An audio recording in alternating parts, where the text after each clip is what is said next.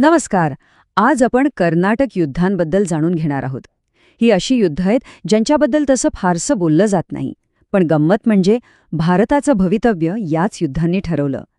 ही काही साधीसुधी लढाई नव्हती, तर भारतावर राज्य कोण करणार हे ठरवणारा हा एक निर्णायक संघर्ष होता.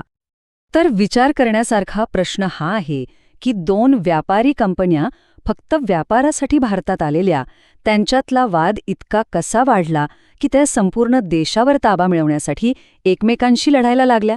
हे सगळं घडलं तरी कसं? चला तर मग या रंजक इतिहासाची पानं उलगडून पाहूया. सगळ्यात आधी या संघर्षाची पार्श्वभूमी समजून घेऊया. 18व्या शतकातल्या भारतात कोण होते हे मुख्य खेळाडू आणि ते नक्की कशासाठी लढत होते? चला पाहू. बघा, 18व्या शतकाच्या मध्यापर्यंत पोर्तुगीज आणि डच यांसारख्या युरोपीय शक्ती स्पर्धेतून जवळपास बाहेर पडल्या होत्या. आता भारतात फक्त दोनच मोठे खेळाडू उरले होते. एक म्हणजे ब्रिटिश आणि दुसरे म्हणजे फ्रेंच. दोघांचं ध्येय एकच होतं, भारतात आपला प्रभाव वाढवणं. पण त्यांचे मार्ग थोडे वेगळे होते. ब्रिटिशांना लष्करी ताकदीच्या जोरावर व्यापारात वर्चस्व हवं होतं, तर फ्रेंचांचा भर राजकीय आघाड्या आणि थेट लष्करी हस्तक्षेपावर होता. आणि यातला सगळ्यात महत्त्वाचा मुद्दा म्हणजे त्या काळात दक्षिण भारतात, विशेषतः हैदराबाद आणि कर्नाटकच्या प्रदेशात स्थानिक सत्ता कमकुवत होती. एक प्रकारची राजकीय पोकळी निर्माण झाली होती आणि याच गोष्टीचा फायदा घेण्यासाठी या दोन्ही कंपन्या टपून बसल्या होत्या. आणि मग पहिल्या फेरीला सुरुवात झाली. विशेष म्हणजे या युद्धाची ठिणगी भारतात नाही तर युरोपमध्ये पडली होती. पण त्याचे पडसाद थेट भारतात उमटले आणि इथे एक मोठं युद्ध पेटलं. तर बघा, पहिल्या युद्धात काय झालं? फ्रेंच गव्हर्नर डुप्लेने थेट ब्रिटिशांचं महत्त्वाचं केंद्र मद्रास जिंकून घेतलं. मग तिथला स्थानिक नवाब अन्वरुद्दीन मध्ये पडला. पण त्याच्या मोठ्या सैन्याला फ्रेंचांच्या छोट्या पण शिस्तबद्ध तुकडीने हरवलं. पण गंमत बघा, एका फ्रेंच कमांडरनेच विश्वासघात केला आणि स्वतःच्या फायद्यासाठी मद्रास पुन्हा ब्रिटिशांना विकून टाकलं. त्यामुळे हे युद्ध शेवटी युरोपमधल्या एका तहामुळे कोणत्याही निर्णयाशिवाय संपलं.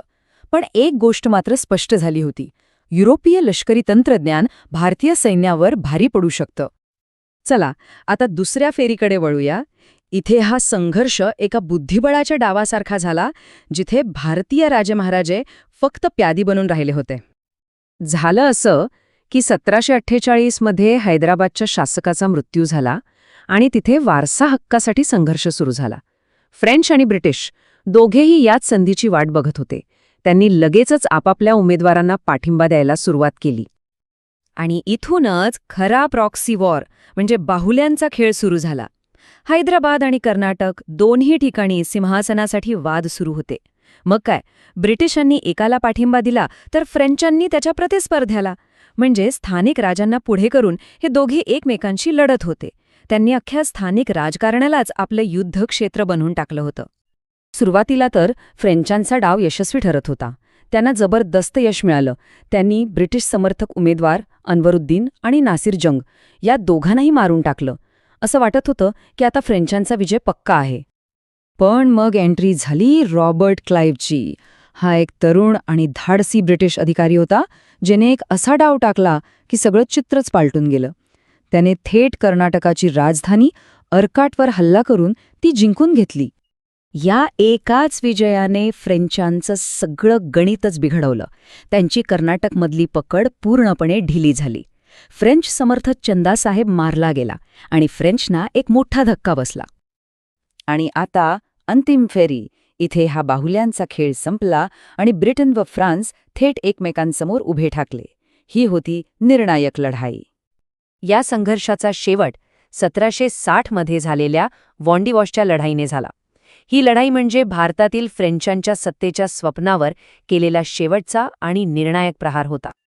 ब्रिटिश जनरल सर आयरकूटच्या सैन्याने रणांगणावर फ्रेंचांना अक्षरशः धूळ चारली. या पराभवाने फ्रेंच सैन्याची पूर्णपणे वाताहत झाली.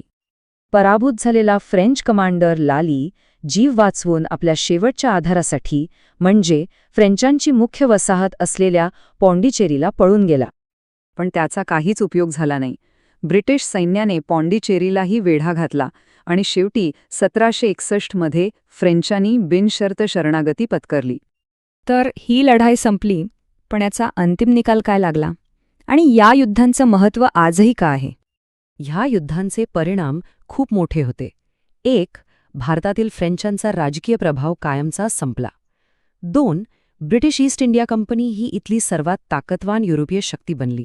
आणि 3, आता ब्रिटिशांसाठी संपूर्ण भारतावर आपलं नियंत्रण मिळवण्याचा रस्ता मोकळा झाला होता.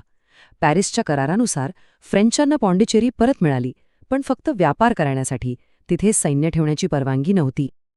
आणि हाच तो महत्वाचा प्रश्न आहे जो आपल्याला भारतीय इतिहासाच्या पुढच्या टप्प्याकडे घेऊन जातो. आता फ्रेंचांचा अडथळा तर दूर झाला होता, पण मग भारतावर पूर्ण विजय मिळवण्याच्या मार्गात ब्रिटिशांसमोर आता कोण उभं होतं यावर नक्की विचार करा.